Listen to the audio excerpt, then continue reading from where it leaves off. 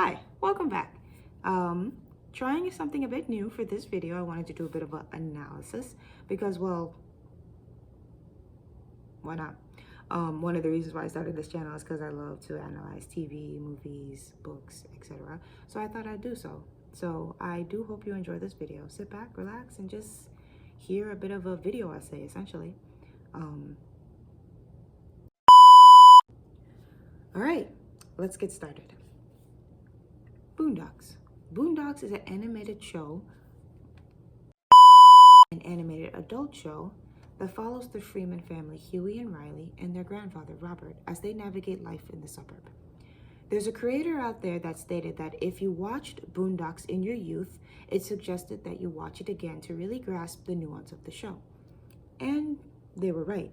I was introduced to this show by my older sibling, and upon the first watch of the first 3 seasons, I would say that I was not of the age to truly appreciate the message that the creator of the show was trying to depict to the Black audience. Wait, 3 seasons? I thought there were 4 seasons of Boondock. No, there is not 4 seasons. I do not acknowledge it. Much like I don't acknowledge the last Airbender movie or the Percy Jackson movies or any of the other... Don't get me started. Let's just say they don't exist. There is no war in Ba Sing Se. There's no war in Ba Sing Se. With some of the newer life experiences I have now experienced, rewatching the series was rather an eye-opening experience. To put it simply, I would say the first time I watched it, I was someone who laughed at the jokes, amused by the physical comedy and crazy situations that Granddad, Riley, and Huey would provide for us. Now, I would say that I see things through Huey's eyes, a bit of a revolutionary in a sense. I want change, and I can see how the creator of the show was asking people to essentially use their common sense, if you catch my drift. Use your common sense. It's my belief that in a way, the creator of the show wanted to hold the Black community accountable. And I think it's just an amazing experience to essentially watch something that you've already loved from a different angle. It makes you appreciate it all the more. And upon rewatching it, I was actually able to find a new favorite episode. I wanted to talk about this episode because it's really inspiring, especially to me. But before I begin, I want us to try and understand Riley's character. So according to the wiki page, Riley embraces the stereotypical gangsta lifestyle. He is heavily influenced by rap music and television. Also, he seems to have a fair amount of criminal aptitude. Riley can be quite brash and could often get into situations without considering first what could happen, and he's essentially a troublemaker, etc. And I can agree that Riley is influenced by what he sees on TV. However, I think there is more to his character, and this episode sort of proves it. There is something specific that stood out to me from Riley's wiki page. It reads, in an effort to further emulate the lifestyle he praises, he tags houses, as demonstrated in Riley Wuz Here. Now, reading this on the wiki page, this made me pause because Riley Wuz Here is the episode that made me realize that Riley was so much more. Sure, it can be interpreted that the episode starts out with him wanting to emulate the lifestyle he praises, but I see a beautiful lesson at the end. Something that Riley teaches us. The episode starts with Riley, of course, tagging a house with graffiti. A passerby makes a comment on his work, not criticizing, but noticing what he's doing and gives him ways to improve. I thought it was significant that the person who notices is basically Bob Ross, someone we all recognize to be a great artist. Riley tries again, and we see him grow in his art thanks to the encouragement of essentially Bob Ross. He is obviously caught, and he is punished. Something that made me happy was the fact that Granddad recognized that Riley wanted to do art, so decided to give him an art teacher. And lo and behold, it's the same man who helped Riley improve the first time he started to experiment with being an artist. Of course, since Riley got in trouble, he is reluctant, of course. After being punished, he doesn't really want to try again. so he doesn't. There's a moment that really surprised me. Riley's feelings were hurt after the first person that encouraged him to grow in his art essentially threw away a drawing that he said that he wasn't really trying on. But yet we see him go into the trash, smooth out the paper, and say that he wasn't really trying. Later, since he's still afraid to try again, but wanting to still impress his teacher, he finds art on the internet and he gives it to his teacher. Of course, the teacher, recognizing his own work, trashes it yet again and tries to encourage him. After a bit of reverse psychology, Riley's ready to try again, and he is greatly encouraged. His teacher sees his efforts, and the story progresses, leading them to eventually doing more graffiti on a house, tagging a house together. True to form, his teacher is perfect for Riley. He's gentle and encouraging in a way that doesn't demean Riley. So when Riley says that he wants to spray paint a house with a bunch of machine guns and all this stuff, his teacher just simply says, "That sounds really violent. I don't like violent things. You should take people by surprise and do something they wouldn't expect you to do."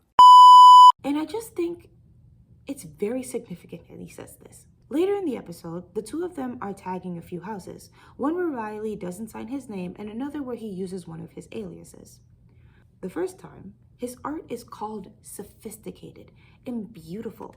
The second time, when he tries to claim his own work, the neighborhood all essentially laugh at him. Riley then says something in the episode that really opened up my eyes. Why can't I be a talented artist? Why can't I be a talented artist? This line completely changed the whole episode for me. Suddenly, for me, Riley was not just trying to emulate the stereotypical gangster lifestyle. He was a child who wanted to be seen for doing something beautiful, to be seen leaving some sort of mark on this world. But of course, the world refuses to see him as anything more than a stereotype. In the suburb, when it is unknown who is the one tagging the house, who is the one creating all this art, it's beautiful, it's revolutionary, it's heartbreaking, it's emotional, it's moving. But as soon as a little black boy says that, no, I am the one who did this, I'm the one who created all these beautiful art pieces that you find moving, suddenly it's, no, you couldn't have possibly done this. This was done by someone amazing, not someone like you. This couldn't have been done by a black boy, let alone a black boy who emulates the stereotypical gangsta lifestyle. Taking advice from his teacher, Riley decides to prove a point. The difference between good artists and great artists is not how well they paint, but what they choose to paint. Let's paint a picture of someone you love. Maybe someone who's not with us anymore. Now, the great artist shows the viewer something beautiful about himself that he's never seen before, or maybe something he'd forgotten. It's implied that Riley decided to draw from a part of himself that the audience or his own family rarely ever sees.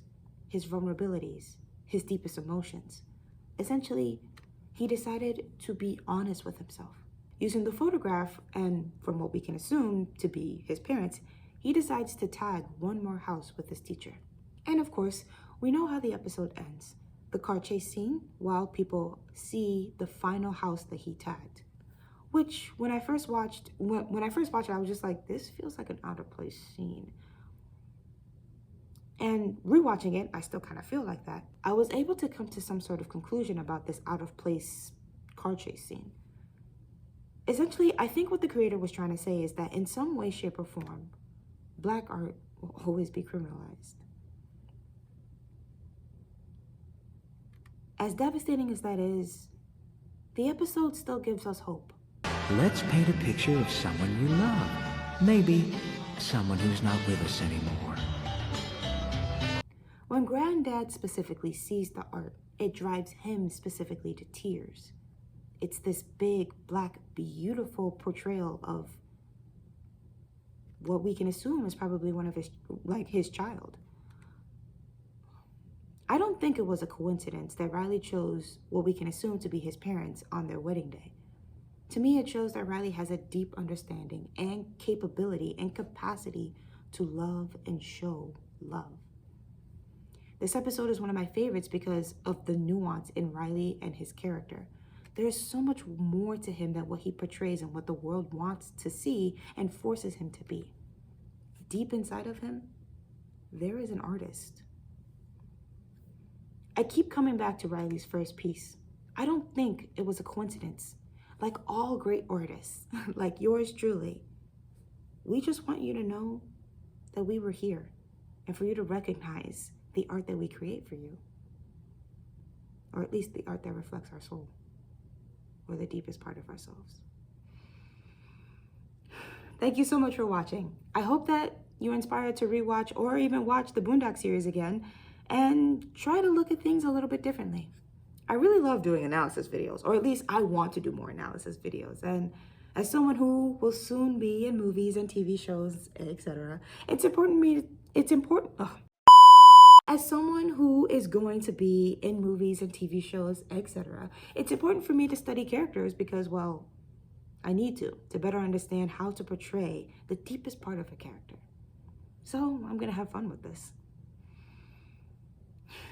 This took a lot out of me because I was kind of anxious for some reason, but yeah.